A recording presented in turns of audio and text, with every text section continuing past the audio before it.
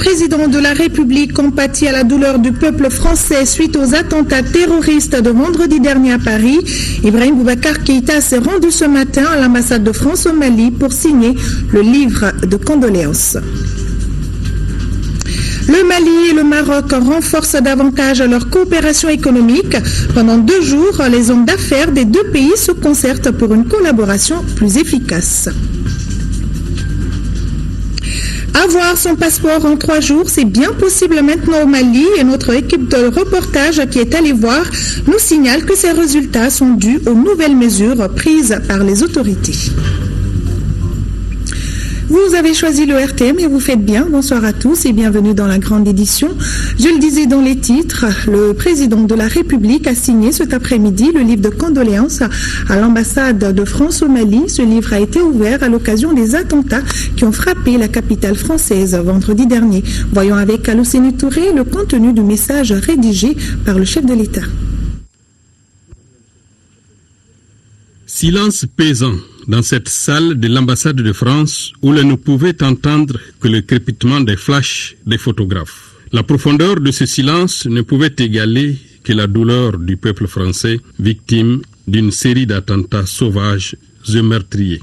Aucun mot d'ordre humain, aucun qualificatif, de quelque superlatif que ce soit qu'on l'affuble. Le sentiment de totale révulsion, de refus, d'indignation qui est nôtre, en partage avec l'ensemble de l'humanité digne de ce nom. Paris, la ville lumière, patrie de Rodé Cassin, auquel le monde actuel doit les garde-fous de sa sécurité et de sa sauvegarde actuelle. Paris attaqué sauvagement, brutalement, lâchement par ceux-là qui ont perdu de fort longue date la qualité humaine. Tout notre peuple est solidaire de ce peuple et de ce pays frère et ami, dont la devise toute de paix et de fraternité est liberté, égalité et fraternité. Oui, nous sommes et resterons ensemble pour continuer d'affronter le même péril qui nous fit si proches dans les tranchées et le Monte Cassino. Nos condoléances sincères et attristées. C'est par ces mots donc que le chef de l'État a exprimé en son nom propre et au nom du peuple malien les condoléances de toute la nation envers le peuple français éprouvé et attristé suite aux attentats survenus le 13 novembre dernier. C'était en présence de l'ensemble des membres du gouvernement et du Premier ministre Modibo Keïta. Voilà, vous avez vu sur les images, le Premier ministre Modibo Keïta était ce matin également à l'ambassade de France. Le chef du gouvernement et l'ambassadeur de France ont saisi l'opportunité pour déposer une gerbe de fleurs au pied de la stèle dédiée aux soldats français morts pour le Mali. Les temps forts de cette cérémonie avec Boubacar Sissoko.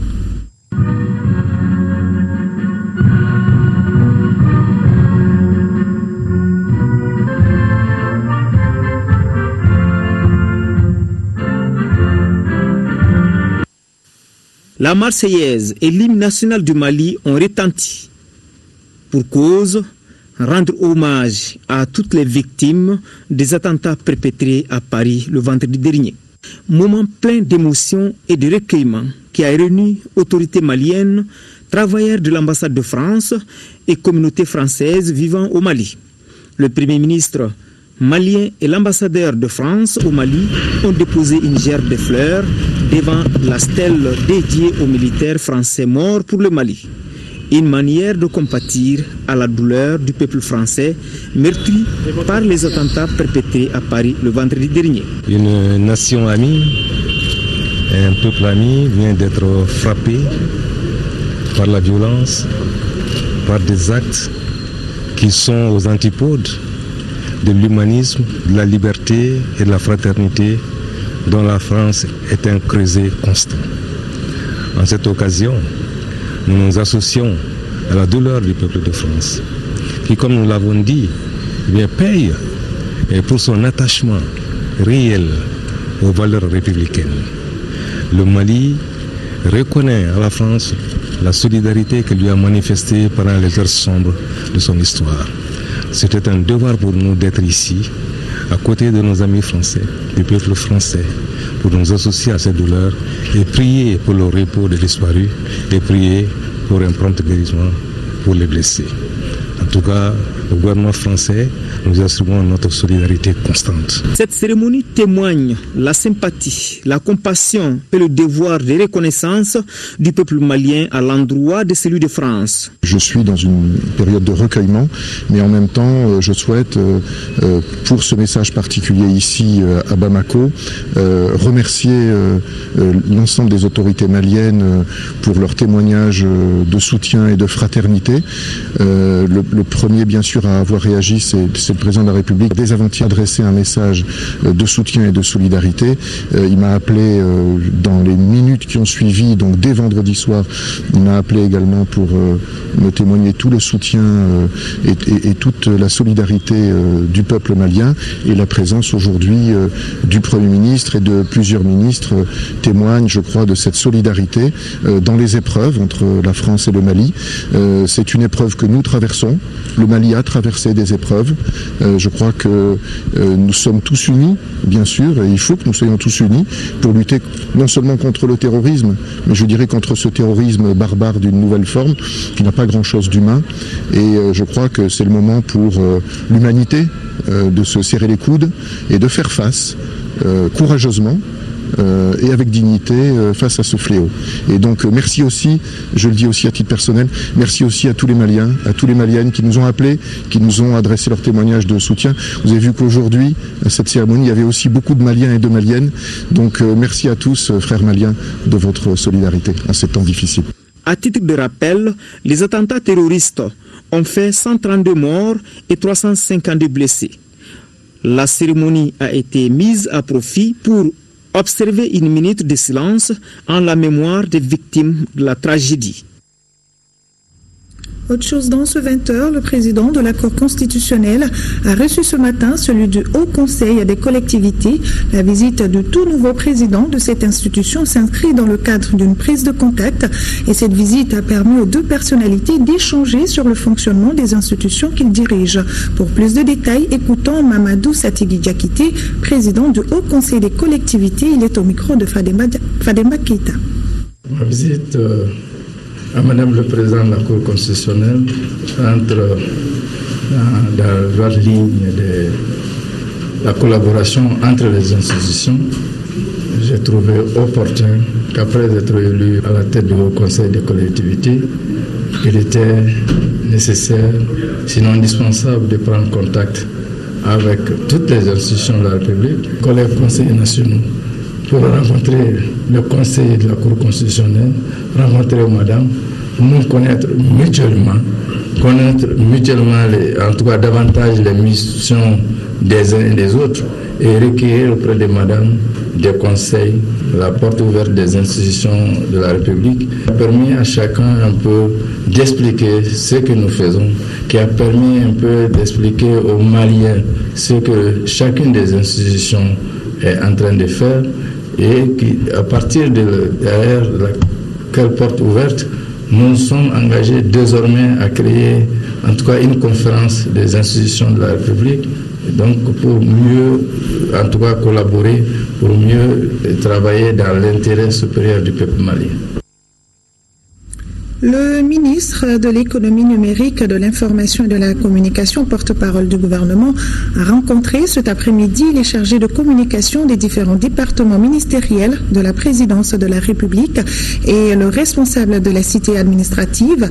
Au cours de cette rencontre, le ministre Shogel Kokala Maïga a évoqué un certain nombre de points, notamment l'actualisation de l'annuaire de chaque département ministériel, la création d'une adresse email, la mise en place d'une revue mensuelle ou trimestrielle qui tient compte des grands chantiers du gouvernement, entre autres. Nous y reviendrons demain avec notre reporter Agibou Koulibaly. Le ministère de la Solidarité a procédé au lancement des activités du Conseil national de l'action humanitaire au Mali pour permettre d'examiner toutes les questions relatives à l'action humanitaire. La rencontre a regroupé les représentants des ONG humanitaires et partenaires techniques et financiers. On en sait plus avec Moussa Fani.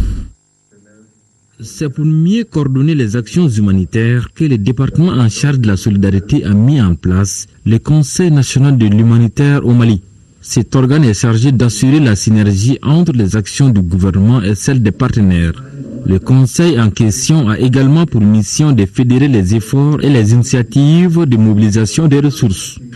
Mon département a eu mission, sur instruction de nos plus hautes autorités, le président de la République et le Premier ministre, de conduire les moyens permettant de maximiser l'impact des interventions humanitaires sur le terrain et de créer un cadre de coordination et de concertation qui ne peut qu'accroître la performance des interventions et améliorer ainsi l'impact des actions en faveur des populations affectées.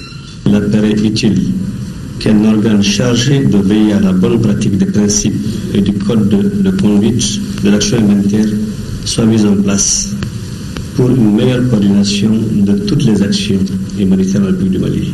Le Conseil national de l'action humanitaire au Mali devra relever les défis en la matière. Cela à travers une approche de collaboration entre les acteurs de ce secteur. Le gouvernement du Mali ne ménagera aucun effort pour que cet instrument puisse jouer pleinement son rôle dans le cadre des réponses humanitaires les plus efficaces, les plus appropriées, afin de faire renaître l'espérance chez les couches démunies et vulnérables de notre pays. Le Conseil national de l'action humanitaire sera composé des représentants de services étatiques, ceux des organisations de la société civile, les ONG et les partenaires techniques et financiers intervenant dans l'humanitaire. Cet organe est présidé par le ministre en charge de la question. La vice-présidence sera assurée par un membre non étatique. On en vient au deuxième titre de ce journal, un renforcement de coopération entre le Mali et le Maroc. Pendant 2 jours, opérateurs économiques du Mali et du Maroc vont renforcer les relations d'affaires. L'initiative est du Centre marocain de promotion de l'exportation en collaboration avec la Chambre de commerce et d'industrie du Mali. Le point avec Alpha Mega. C'est pratiquement tout le Mali économique qui est là. Les hommes d'affaires maliens et marocains se retrouvent et c'est pour la journée économique Mali-Maroc. Partenariat que nous voulons gagnant-gagnant pour l'intérêt et le développement des 2 pays. Nouveau concept, African Business Connect. Au total, une 40aine d'entreprises marocaines et plus d'une centaine d'entreprises maliennes prennent part à cette rencontre d'affaires internationale. Dénommé Africa Business Connect 2015, les échanges d'affaires vont durer 2 jours. L'initiative est du Centre marocain de promotion des exportations en collaboration avec la Chambre de commerce et d'industrie du Mali. Voici une occasion et une opportunité pour nous, les opérateurs économiques, à saisir afin de renforcer des relations d'affaires entre nos 2 pays qui sont appelés à s'intensifier conformément à la volonté de nos 2 pays et des institutions des autorités des 2 pays. Notre présence aujourd'hui à Bamako, 2e et dernière escale de l'African Business Connect, est dédiée au secteur de BTP représenté par 17 entreprises marocaines et 6 entreprises spécialisées en industrie métallique et métallurgique et électrique. Pour le ministre du Commerce, cette journée d'échange d'affaires doit aller au-delà des bâtiments de travaux publics et des industries métallurgiques. Le Mali est un pays d'agriculture. Le chef de l'État a pris une décision politique qui consiste à allouer près de 15% du budget de l'État au développement rural. C'est bien de produire, mais il faut aussi aller à l'étape suivante qui est la transformation. Nous avons besoin d'une industrie agroalimentaire aujourd'hui au Mali.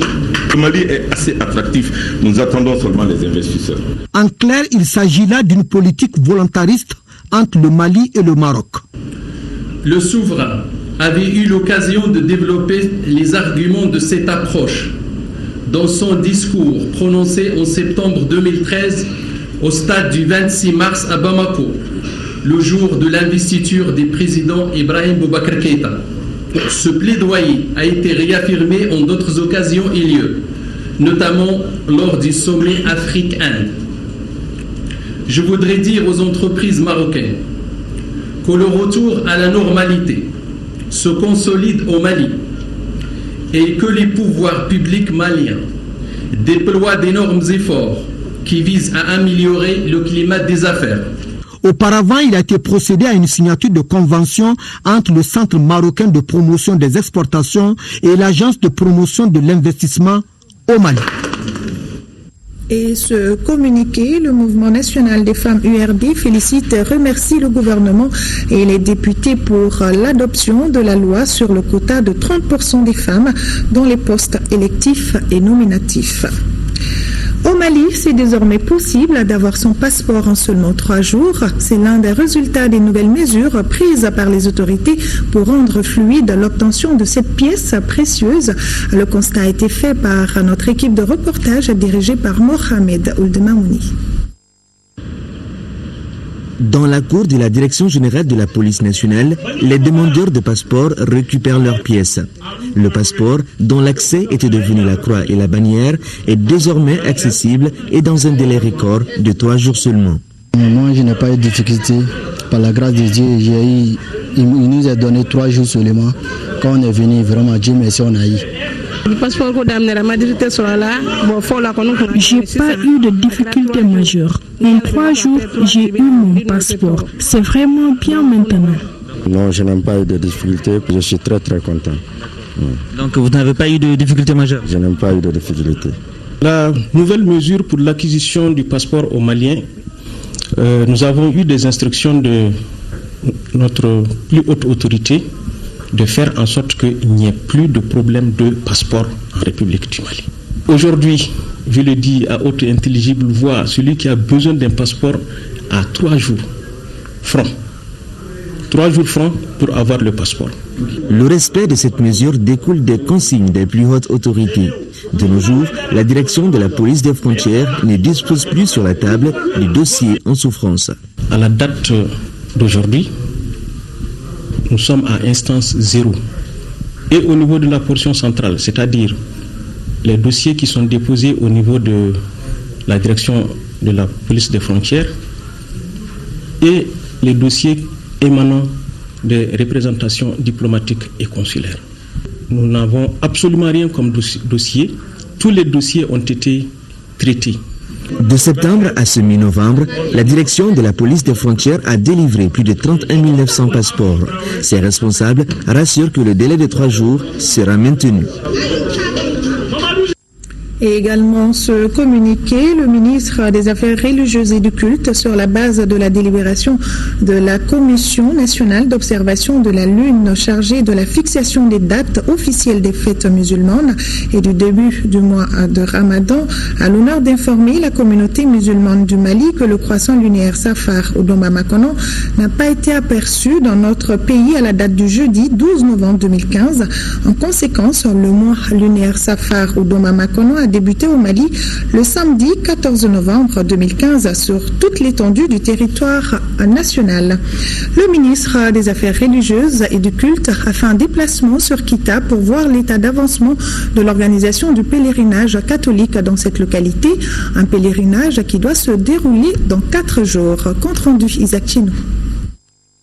La ville de Kita fait son grand ménage en vue du pèlerinage catholique. Le ministre des Affaires religieuses et du culte, avant l'arrivée des pèlerins, est allé constater de visu l'état d'avancement de l'organisation. Les innovations pour le confort des pèlerins sont en cours. La colline n'avait pas été compactée comme il le faut. Au niveau de l'église, le terrassement n'était pas encore fait. Mais grâce à Dieu et grâce au ministre, je pense que d'ici mercredi, tout ça sera fait. Les autres années, on était allé jusqu'à 10 000 pèlerins. Mais puisque l'année dernière, le pèlerinage n'a pas eu lieu, et cette année, je crois qu'on va aller au-delà de 10 000 pèlerins. Vous avez vu l'éclairage public qui est arrivé jusqu'à la Courine Mariale, EDM, bientôt, je crois bien, des tentes au niveau aussi pour les pèlerins, et qui seront assurés par certainement les collègues de la défense ou de la sécurité publique. Alors donc, je crois qu'il y a toute une solidarité, toute une synergie d'action pour que cela réussisse, les mesures de sécurité pour les pèlerins. Alors voilà, vous avez vu toute cette présence de l'administration locale de Kita, préfet, sous-préfet, le comité d'orientation, curé, etc. Alors donc, je crois que c'est le lieu, au nom du président de la République, en cette occasion donc de demander des prières pour le pays, des prières pour plus d'amour, plus de pardon entre les Maliens. Les différents responsables se disent confiants quant à la bonne tenue de ce pèlerinage catholique. On demande aux pèlerins d'être sereins et d'être disciplinés. Donc quand on va leur donner les consignes, ils doivent les respecter, notamment porter les badges autour du cou durant tout le pèlerinage. Théodore, le président du comité d'organisation, vous l'a dit. Ceux-là qui font la procession à pied de Kati à Kita, ils passeront dans des familles, seront reçus dans des familles, avec de l'eau chaude, avec des nourritures, des plats chauds, les nattes. c'est des familles musulmanes qui les accueillent. C'est cela chez nous l'expression de la foi. Et je pense qu'aujourd'hui, comme l'a dit le président de la République, c'est le lieu de condamner à jamais toute action de haine, toute attitude de haine. La religion, c'est amour. Pour cette année, le département des affaires religieuses et du culte est accompagné par le département de la santé, de la sécurité, des transports et de l'énergie. Déjà mercredi, les premiers pèlerins seront à Kita. Et nous restons à Kita pour parler de cette action humanitaire. Le Fonds national de la solidarité vole au secours des populations du cercle de Kita avec la réalisation de périmètres irrigués et la construction d'écoles avec remise d'outils scolaires. Plus de 100 millions sont investis dans ces activités. Envoyé spécial Adama Koulibaly. La vraie manière d'aider ou d'apprendre à quelqu'un de lutter contre sa pauvreté, c'est de lui donner des outils de travail et l'utilisation de l'outil ou des outils donnés. C'est ce que le Fonds de la solidarité et ses partenaires ont fait avec les populations de certains villages de l'arrondissement de Djidjan dans le cercle de Kita, avec la réalisation des périmètres maraîchers dans 5 villages de Djidjan pour les femmes rurales. Le réseau de femmes africaines économistes a été créé pour que les femmes prennent part au projet de développement et qu'elles puissent discuter en tant qu'économistes de leur vision du développement et que les femmes participent en tant que les gens soient pris en compte dans tous les programmes de développement. On est rentré dans la zone de Kita avec un investissement de plus de 100 millions. Et qu'est-ce que ça on a fait? On a fait 5 forages dans 5 villages. En plus des périmètres maraîchers, des écoles sont construites avec fourniture en équipement dans plusieurs villages. Nous sommes ici dans le village de Tronconina. Ici, une école est inaugurée. Coût de la réalisation, plus de 20 millions de francs CFA. Nous venons d'inaugurer un certain nombre de réalisations avec notre partenaire, le réseau des femmes africaines économistes du Mali. Nous avons dans un premier temps apporté notre soutien technique. Dans ce sens, en ce qui concerne la formulation, la gestion et le suivi des projets, nous avons donné un appui au réseau des femmes africaines économistes du Mali. Mais au-delà de ça, la solidarité est l'ADN du Fonds de solidarité nationale. C'est notre ADN, nous le faisons au quotidien. Et nous avons l'habitude de dire que nous allons là où les autres ne vont pas, nous faisons ce que les autres ne font pas. Avant l'inauguration de cette école et la visite de ces périmètres maraîchers, la délégation du fonds a procédé à la remise de matériel à certaines écoles de la ville de Kita où sont inscrits plusieurs enfants de parents démunis et à des personnes en situation de handicap. Nous allons procéder à la remise d'une importante donation composée de kits scolaires, de kits sanitaires, de couvertures, de draps, de layettes et équipements scolaires, table-banc, bureaux, armoires et chaises visiteurs, pour une valeur de 48 millions de francs CFA. Les autorités coutumières politiques et administratives remercient ces gestes humanitaires du fonds et ses partenaires qu'ils qualifient de valeur sociale. Le gouverneur du district de Bamako a l'honneur de porter à la connaissance de la population de Dianéguéla que le ramassage des ordures du dépôt se poursuit. Par conséquent, la population est invitée au calme afin de permettre le bon déroulement des opérations. Le gouverneur du district de Bamako sait pouvoir compter sur l'esprit patriotique de tous. Dans le cadre de la coopération Mali et le Fonds des Nations Unies pour la population, une session se déroule depuis ce lundi à Ségou. Lors du jour de cette session porte sur la revue des activités du Fonds au titre de 2015 et la planification 2016. En 2015, plus de 700 milliards de francs CFA ont été alloués à notre pays. Candicila.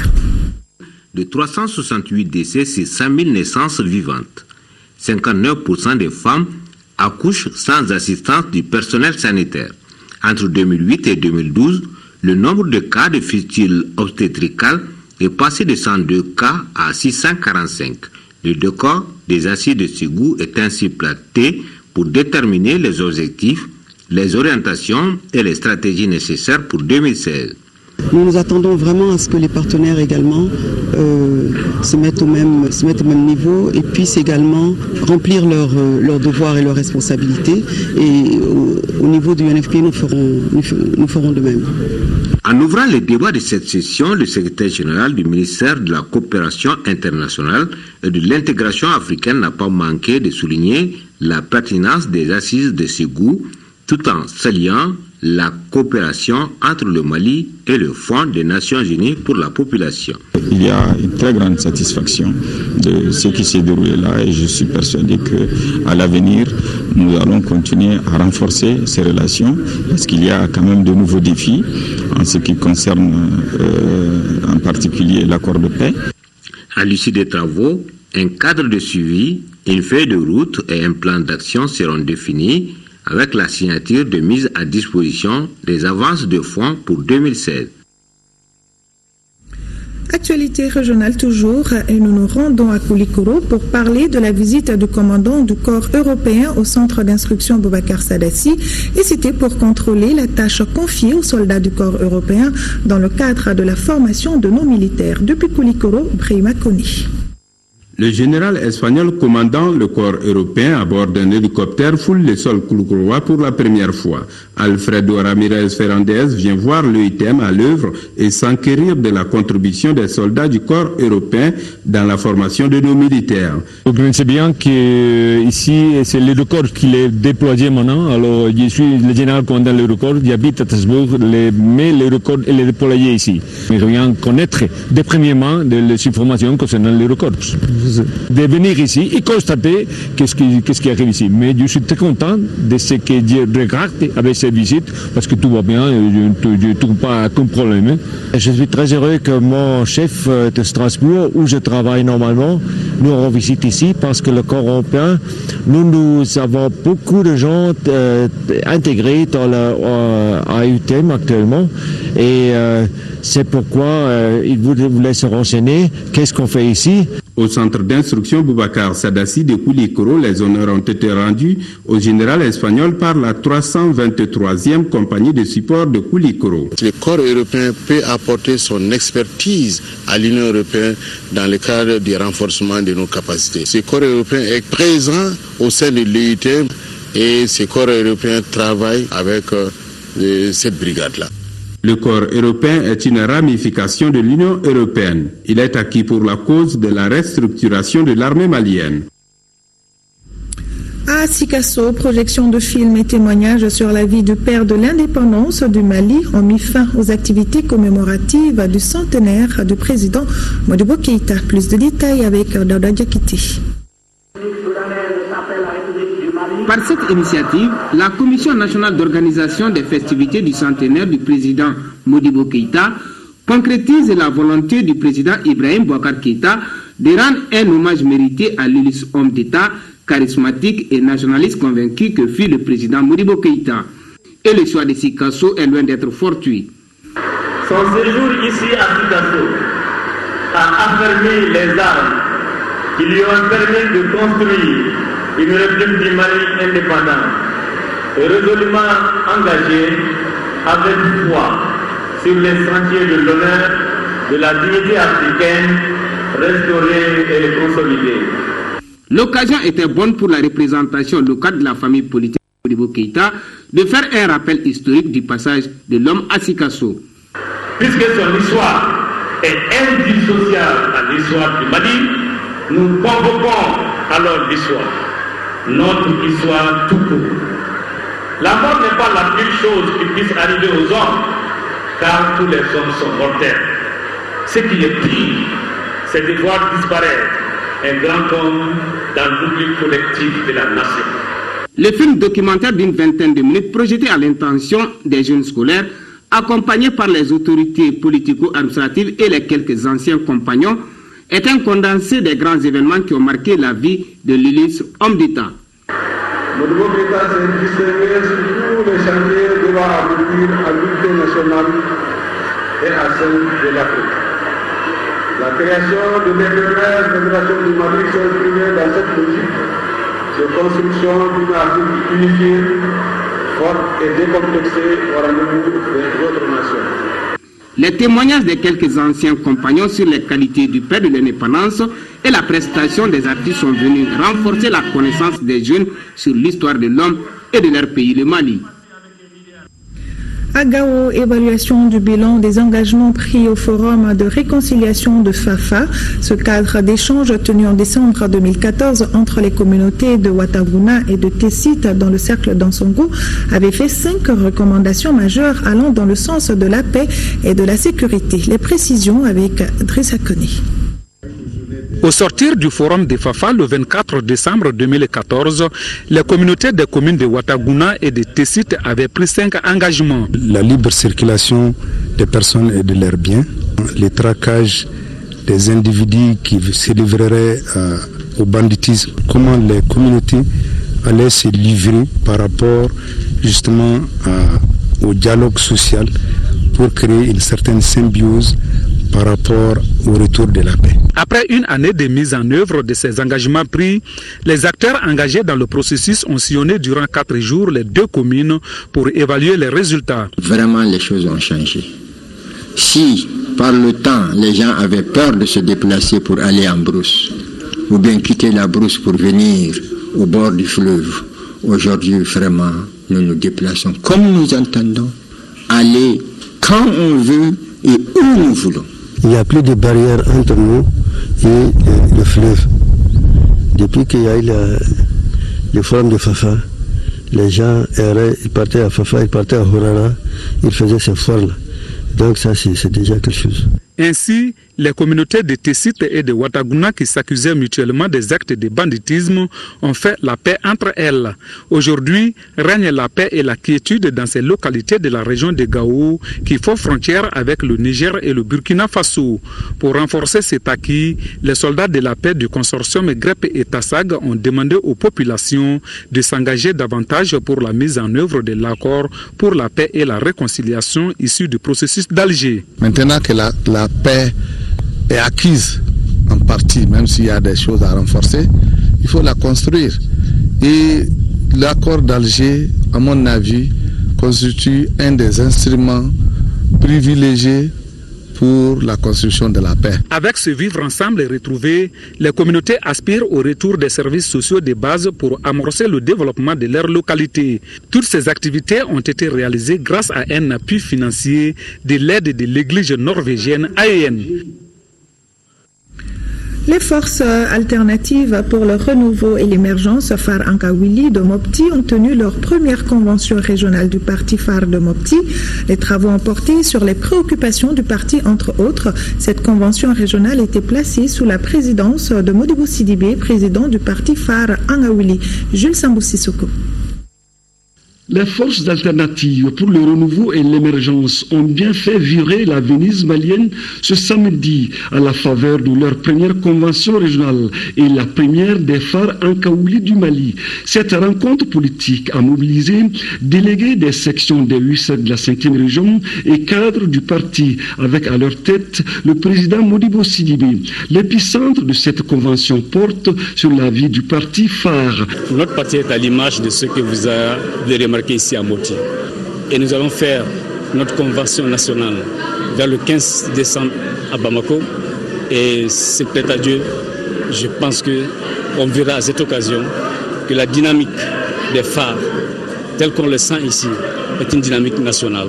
Et que les phares se consolident sur l'ensemble des partis du territoire. Comme on l'avait dit, nous voulons être un parti qui a une base, une vraie base de militants. Nous voulons un parti qui a un projet alternatif crédible pour notre pays. Et pour cela, il faut être une force politique solide, structurée, et aussi voir avec quelles autres forces politiques on peut constituer des regroupements sur la base d'un certain nombre de valeurs essentielles. Cette convention ne s'est pas détournée des préoccupations nationales, au nombre desquelles la paix au Mali. Vous savez, comme nous, que nous avons, au même titre que chacune et chacun d'entre vous, cette grande envie de paix, je dirais ce grand appétit de paix, de réconciliation. Donc cette paix, pour mettre fin à la souffrance des Maliens et des Maliens, où qu'ils se trouvent, est une exigence. Le président Sidibé a exprimé la solidarité des phares Ankawili à la France suite aux attentats perpétrés à Paris. La présence d'une dizaine de partis politiques amis a rehaussé l'éclat et la réussite de cette première convention régionale des phares Ankawili de Mopti. Et l'association des fonctionnaires et diplomates à la retraite du ministère des Affaires étrangères et de la coopération internationale du Mali, Union pour la démocratie et le développement UDD, Parti de l'indépendance, de la démocratie et de la solidarité PIDS, l'Alliance des démocrates patriotes pour la sortie de crise ADPS, La Convention nationale pour une Afrique solidaire face au RR, Association pour le Mali APM, Solidarité africaine pour la démocratie et l'indépendance, SADI, Parti Bloc des alternances pour la renaissance, l'intégration et la coopération africaine, Barika.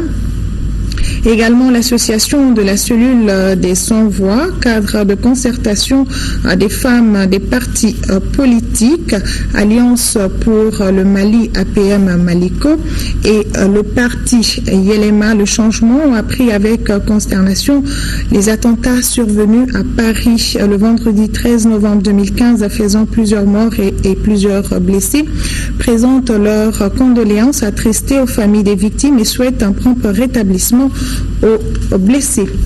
Parlons culture à présent, Destin de femme, c'est l'intitulé d'un recueil de nouvelles présenté hier après-midi au centre Awa Keita. L'ouvrage parle de certains problèmes que les femmes rencontrent dans leur foyer et dans la société. L'auteur s'appelle Salimata Togora. Cheikh Oumar Sangare pour le compte-rendu. Salimata Togora est une jeune auteure qui a plusieurs publications à son actif. Mais c'est un gros coup qu'elle vient de réussir avec sa nouvelle parution Destin de femme. L'ouvrage est un recueil de 3 nouvelles qui traitent des thèmes comme l'éducation des enfants, la polygamie ou encore les aléas de la vie conjugale. Dans la première nouvelle, la personne raconte vraiment sa vie et on voit son destin. En fait, c'est comme si être une femme, toutes les femmes peuvent être confrontées à ce problème-là. Donc, dans la deuxième, c'est toujours une femme, même si c'est une jeune fille, qui parle notamment de sa mère, qui a une situation un peu délicate au sein de son foyer. Et également, la troisième, c'est toujours les femmes. C'est une femme seule qui s'est battue pour élever son garçon, mais à la dernière minute, on dit que comme le garçon est sans père, c'est difficile pour lui de se trouver une femme. C'est vraiment des histoires qui sont un peu centrées autour de 3 grandes femmes et qui parlent un peu de leur vie. C'est pourquoi j'ai donné le titre Destin des femmes aux 3 nouvelles. La cérémonie de lancement du livre Destin des femmes a attiré parents et amis de l'auteur, journalistes culturels et autres passionnés de la plume. Un public qui a salué le courage d'une femme qui a choisi la plume pour s'exprimer, bien qu'elle soit mathématicienne de formation. J'observe un peu la vie en tant que femme dans notre société, quels sont les problèmes auxquels les femmes peuvent être confrontées. Donc je me dis que ça me donne vraiment l'opportunité, la chance, étant femme, de connaître ces problèmes et de pouvoir en parler. Alors pourquoi pas, surtout que c'est des sujets que je trouve intéressants. Destin des femmes est un ouvrage publié par les éditions La Sahélienne et déjà disponible dans les librairies. Et oui, un peuple qui lit est un peuple qui gagne. Destin de femme à lire absolument. Et c'est Bolele Djoumé qui représentera la région de Caille à la grande finale de la nuit ORTM 2015, prévue le 27 novembre prochain à Bamako. Elle a été élue hier soir dans le jardin de l'hôtel des Rails. Les temps forts avec Mahamadi Alioubari.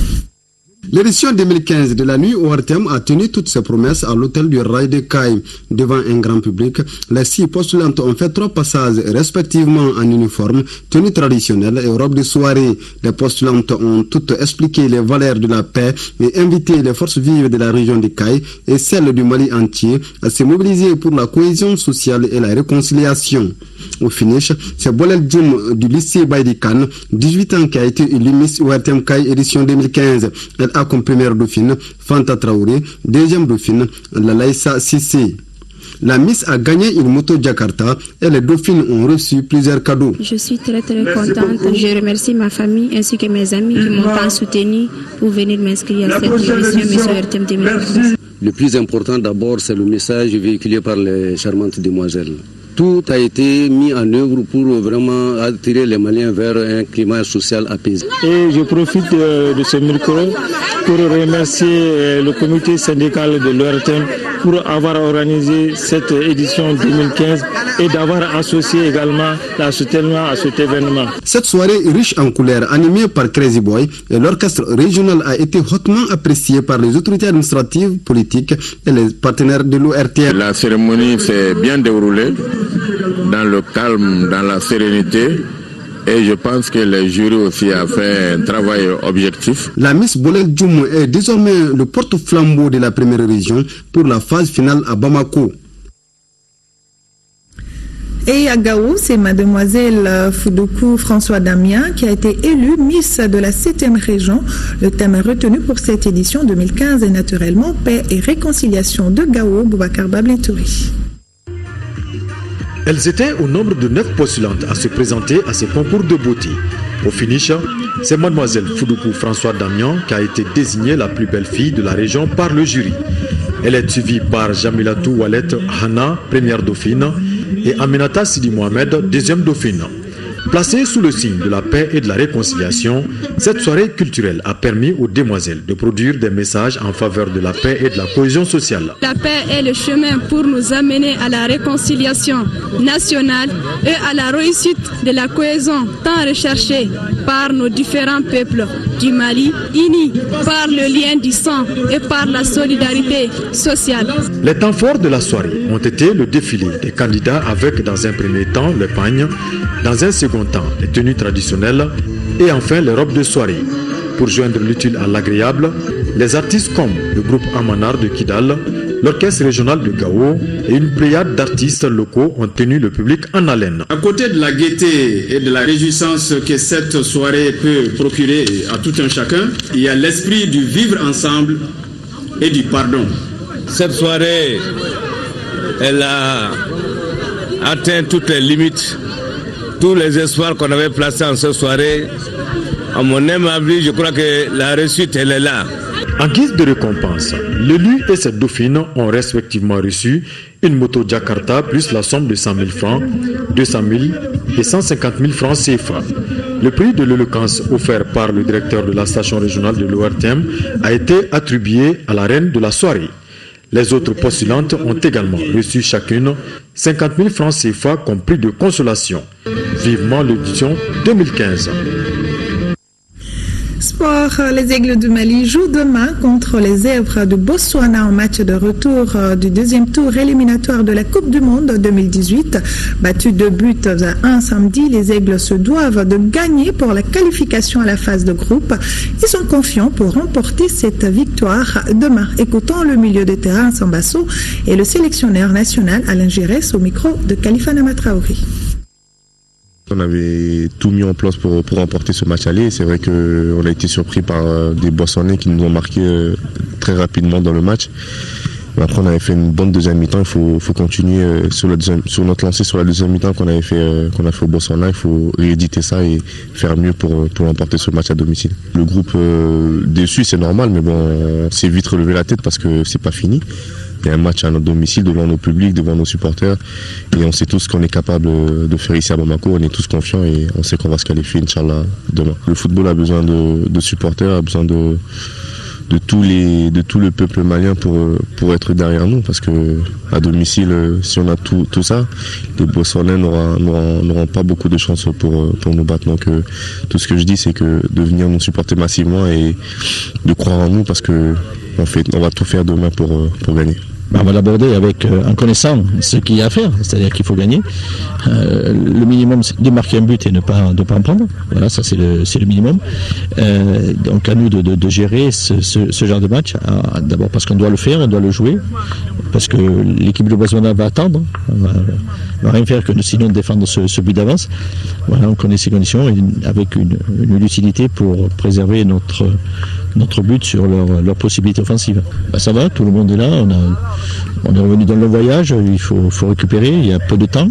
C'est ce qu'on a fait et qu'on continue à faire et qu'on va finir maintenant par notre dernière séance de préparation. Compte tenu du score du match aller, il faut gagner. Confiant ? Il faut toujours l'être avant un match. Il faut que derrière, il y ait toute une mobilisation derrière nous pour que ça pousse, pour que tout un ensemble nous permette d'aller chercher ce résultat et que le Botswana soit conscient qu'ici, ils auront non seulement une équipe, mais tout un stade derrière contre eux. Bonne chance les Aigles. C'est tout pour ce journal. Merci à vous de l'avoir suivi. Demain, 10h et 13h, retrouvez Mohamed Oldemamouni. Et moi, je serai là pour les éditions du soir. Vous aussi, je l'espère. Bonne soirée à tous et à demain.